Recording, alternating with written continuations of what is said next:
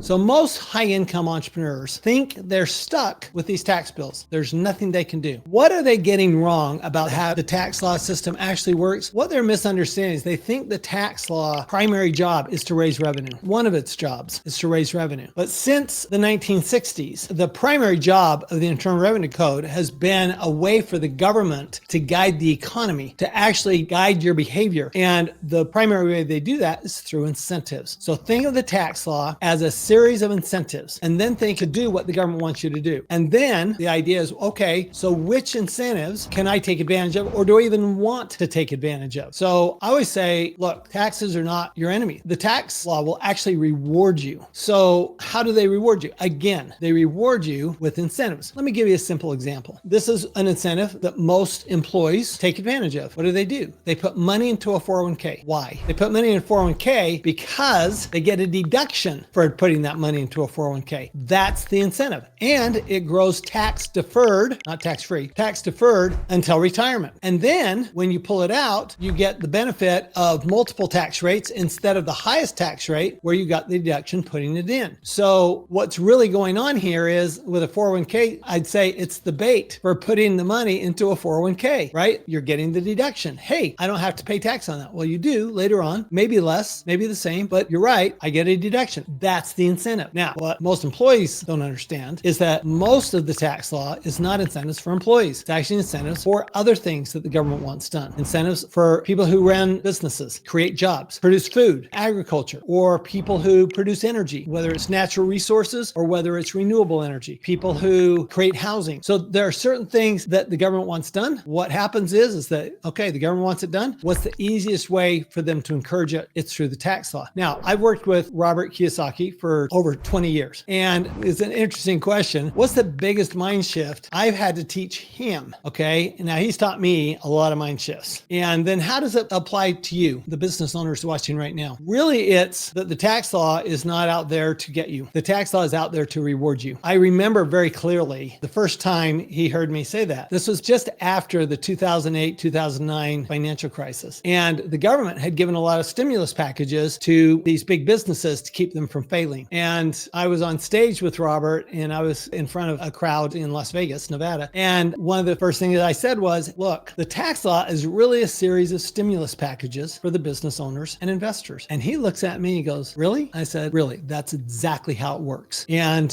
since then, we've been spending a lot of time together over those years, teaching people throughout the world how the tax law in any country can actually help you as long as you figure out what those incentives are. Now, most people think that a strategy is one meeting a year with their CPA, maybe for year-end planning or to review their tax return. That's a trap. In fact, I would tell you the idea or concept of year-end planning is a trap that most business owners fall into that trap. What most people don't understand is that every day you're doing something that affects your tax liability. I guarantee it. If you made income today, that affects your tax liability. If you spent money today, that could reduce your tax liability. Didn't necessarily reduce your tax liability, but it could. The income that you made today might or might not be taxed, depending on what you do. So there are definitely things we can do every single day. Well, if that's so, why would I meet once a year? Now, here's the other trap for that once a year meeting, say in November, because you're going, okay, I need to do year-end tax planning. What can I do between now and the end of the year? I've got like 5 weeks to go. What can I do? Well, now I'm in a hurry. Now I have a very short window to do something I should have had 365 days to do, or at least 300 days or 200 days. But I should have been doing this all year long. We call it year-round tax planning, not year-end tax planning. And the reason for that, again, is that if you set something the year-end, here's some mistakes that I see people make all the time. Oh, well, I need to go buy a new car, a new truck, particularly a truck, because better deductions. I need to buy a new truck in order to reduce my taxes. Do you need a new truck? Well, no, but my CPA told me I need to buy a new truck. Well, why would you spend $100,000 to save $40,000? That makes no sense if you don't need a new truck. Now, if you need a new truck and you're deciding, should I buy the new truck now or in January? Yeah, buy it now. But guess what? You're also going to get the deduction in January. Hopefully you're going to need the tax deduction in January. So do you really have to buy it now? That's just timing. All right. So that's an example of a mistake people make. Or they say, hey,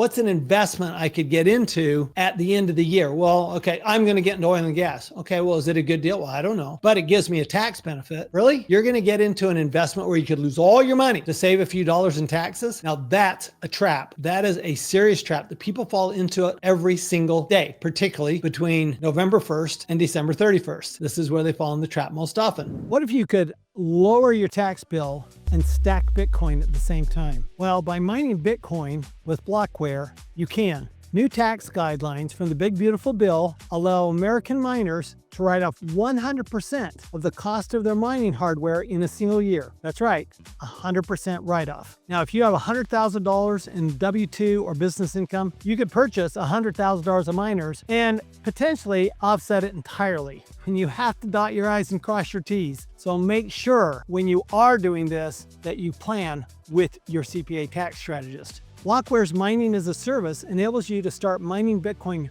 right now without lifting a finger. Blockware handles everything from securing the miners to sourcing low-cost power to configuring the mining pool. They do it all. You get to stack Bitcoin at a discount every single day while also saving big come tax season. We always want to make money first, and then we want to make sure we're saving taxes on that money that we make. None of this is tax advice. So go speak to the team at Blockware to learn more by going to mining.blockwaresolutions.com/Tom and meet with your tax advisor.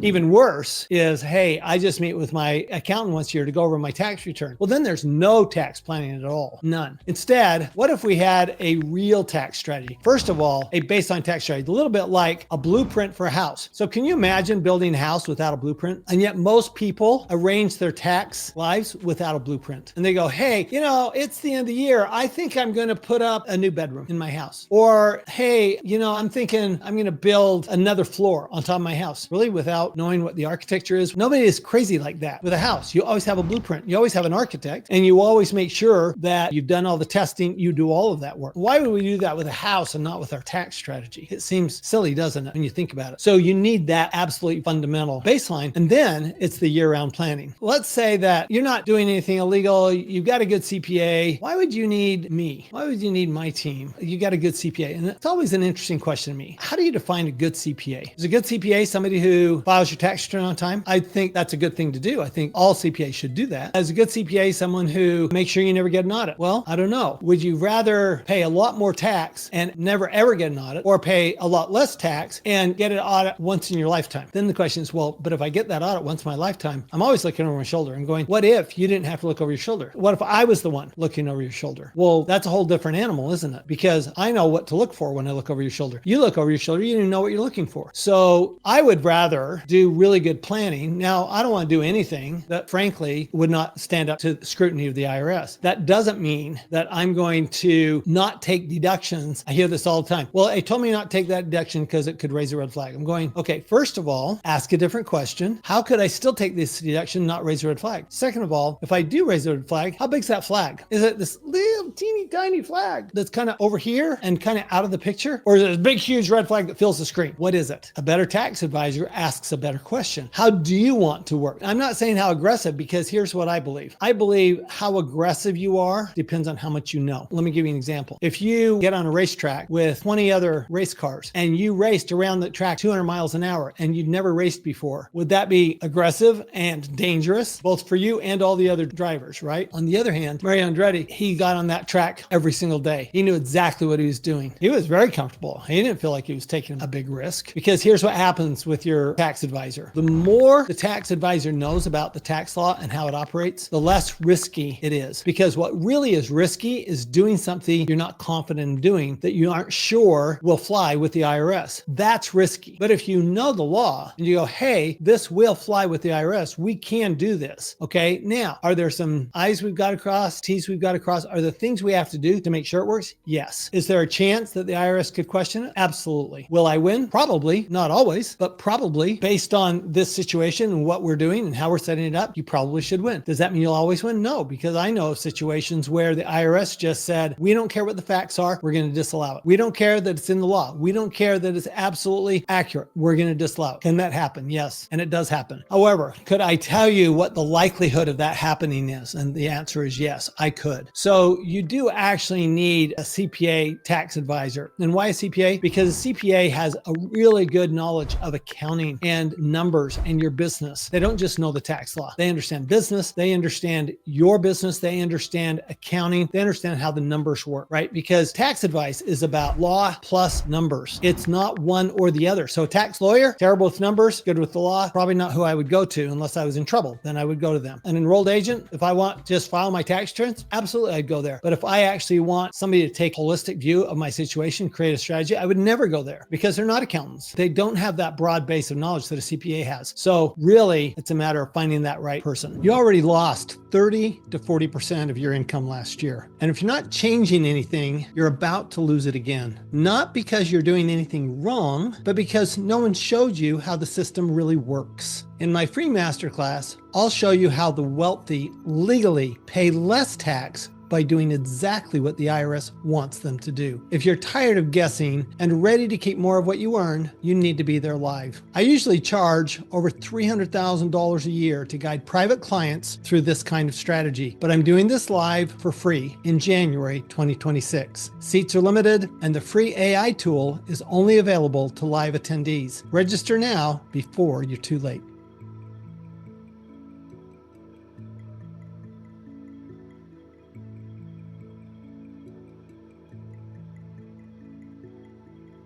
So I always say strategy changes everything. Let me give you an example where a client was really doing everything right and still massively overpaying. I had a client who was in the financial education business, actually my business. He was in my business. And I heard him on stage once say, and some of you may know this person and he's not private about this. I heard him one day on stage say, hey, I was told there was 4 ways to be a millionaire, right? The first is that I make $1 million. The second is I have $1 million in the bank. The third is I make $1 million a year. And the fourth is I pay $1 million in taxes. And I'm going, wait, time out. I'm good with the first 3, not good with the last one. And here's the thing. He was about to pay $1 million in taxes. So he was so excited that he felt like he had succeeded at the highest level of being a millionaire, paying $1 million in taxes. I asked him, I said, is there something else you'd rather do with that money? Well, yeah, I'd either rather invest it or I've got charities in South America. I'd really like to have control over my money. I said, what if we made a small change to actually how you invest your money and end up with a lot less tax? How would you feel about that? And he goes, I'm in. Show me how to do it. So we were right towards filing. So we couldn't do it for that year, though we did reduce his taxes, I think about $160,000 just in a couple of weeks. Now that was in September. And I said, here's what you need to do between now and December 31st. And I said, you've got to invest a little different than what you've been doing. Do it this way. And he goes, okay, let me see what I can do. And he looked for an investment that fit those criteria. He brought it to me. He says, I'm not so sure about it. He said, it's kind of on the edge of whether I would make this investment. Would it work from a tax standpoint? I said, absolutely work from a tax standpoint, but don't do it unless you truly feel that it will make you money, because I never liked the tax tail wagging the investment dog. And he said, no, I think this will make me money. I think it's good. And the tax benefits are so good, it could make it a really good investment. So he made the investment. Well, in his case, he brought his taxes way, way down. Didn't even come close to paying $1 million in taxes. What's really interesting about this, though, is that it actually turned out to be a much better investment than he thought. And he would not have made that investment had it not been for the tax benefits. See, this is why the government provides these incentives. They want you to make that investment. Now, you've got to do your due diligence. You have to make sure it fits your investment criteria. You've got to make sure that it's going to get you the returns that you're expecting, right? You've got to do all that. And then you look at, okay, but really, do I care about my before tax return on investment or my after tax return on my investment? Well, of course, you only care about the after tax return on your investment. So if the before tax return on my investment is 10%, but the after-tax return on my investment is 6%, well, that's a 6% return. But let's say the before-tax investment is 8%, so less than that 10%, but the after-tax return is 12% because I got the big tax benefit. Well, now 12% is twice as good as 6%. So you've got to run these numbers after tax. Don't just do it before tax. Again, running the numbers, that's why you hire a CPA. That's why you have somebody like me and my team on your team. If you're making real money money and still guessing your way through taxes, that's your blind spot. There's a link below. That conversation you have might be the most important one you have about your future.